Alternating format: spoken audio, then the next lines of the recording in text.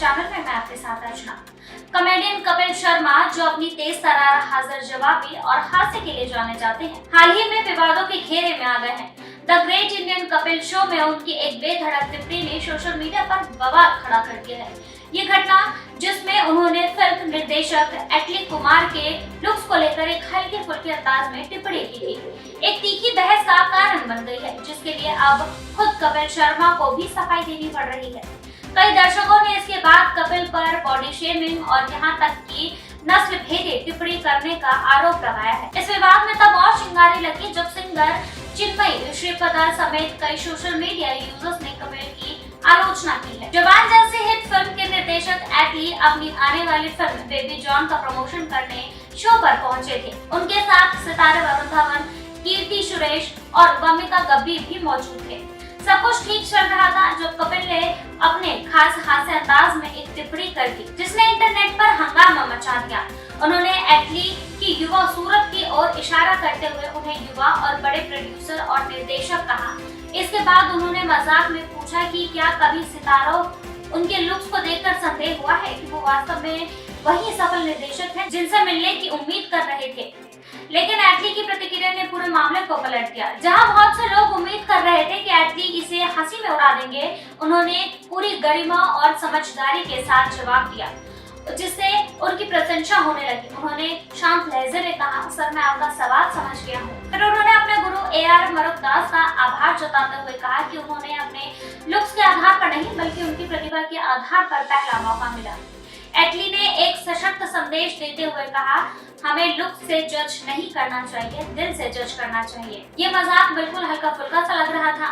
शायद कपिल का इरादा एटली की कम उम्र से मिली सफलता की तारीफ करना था, लेकिन यह सवाल कई दर्शकों को नागवारा गुजरा, जिन्होंने इसे एटली के लुक पर एक छुपा हुआ तंज समझा।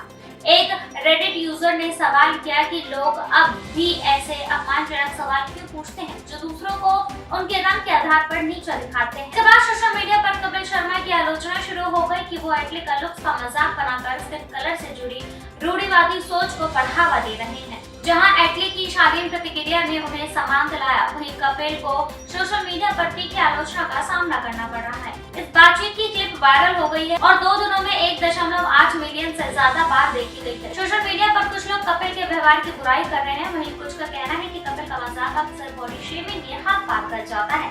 एक यूजर ने सीधे कहा, कपिल शर्मा की कॉमेडी बॉडी शेमिंग है, किसी को इससे दिक्कत नहीं होती और वो इसी से पैसे कमाते रहते हैं।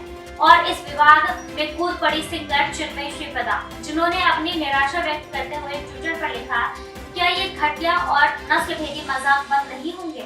कपिल शर्मा जैसे प्रभावशाली व्यक्ति ने ऐसी टिप्पणी करना निराशजनक है, लेकिन हैरानी की बात नहीं है। उनकी तीखी बातों ने इस विवाद को और भी हवा दी है। अब विवाद बढ़ने पर कपिल शर्मा का भी जवाब आया है। उन्होंने ट्विटर पर शो की क्लिप साझा करते हुए लिखा कि डियर सर, प्लीज बताइए कि मैंने कहा और कब लुक्स के बारे में बात की।